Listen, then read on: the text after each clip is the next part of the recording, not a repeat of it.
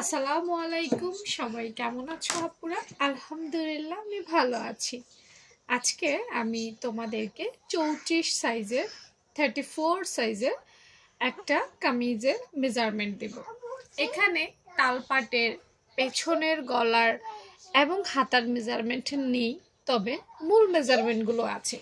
বাকি মেজারমেন্টগুলো তোমাকে দেখার জন্য আমার পেজটা ফলো রাখতে হবে। দেখো, 34 সাইজের যদি তুমি হয়ে থাকো বা 34 সাইজের যদি তুমি জামা তৈরি করতে চাও, তাহলে এই মেজারমেন্টটা কিন্তু তোমাকে সহায়তা করবে। তবে আমি আমার প্রত্যেকটা ভিডিওতে একটা বিষয় ক্লিয়ার করে দেই যে সেলাই কাজ হচ্ছে এমন একটা বিষয়, আমি তোমাকে একটা স্ট্যান্ডার্ড মাপ দিতে পারবো, কিন্তু আমি তোমাদের পছন্দের মাপ দিতে পারবো না। এখন অনেকে বলতে পারো, আপু তাহলে ড্রেস বানাবো কিভাবে? ড্রেস কিভাবে বানাবে? দেখো, আমি এখানে ধরো একটা মেজারমেন্ট দিছি, গলার পাশ হচ্ছে 2.5 ইঞ্চি, লং হচ্ছে 5 ইঞ্চি, তাই না? এভাবে মেজারমেন্টটা দিয়েছি। এখন তুমি যদি চাও তাহলে এই গলাটা এখান থেকে একটু ছোট বা এখান থেকে একটু বড় করতে পারবে, খুব একটা অসুবিধা হবে না। তবে খুব একটা চেঞ্জ করা যাবে না, কারণ যখন আমরা আবার এটাকে বেশি চেঞ্জ করে ফেলবো তখন কিন্তু আবার মেজারমেন্ট অন্য মেজারমেন্টগুলো চেঞ্জ করতে হবে। তারপর দেখো, কাঁধ লাইনের যে মেজারমেন্টটা আছে, এটা কিন্তু আমরা এই যে 6 ইঞ্চি দেখতে পাচ্ছ, এটা কিন্তু আমরা চেঞ্জ করতে পারবো না। কাঁধ লাইনের এই যে মেজারমেন্টটা, এটা আসলে আমরা চাইলেই বডি থেকে বা যে কোনো একটা জামা থেকে নিতে পারি না। তো এই ক্ষেত্রে আমার এই মেজারমেন্টটা তোমাদের অনেক সহায়তা করবে।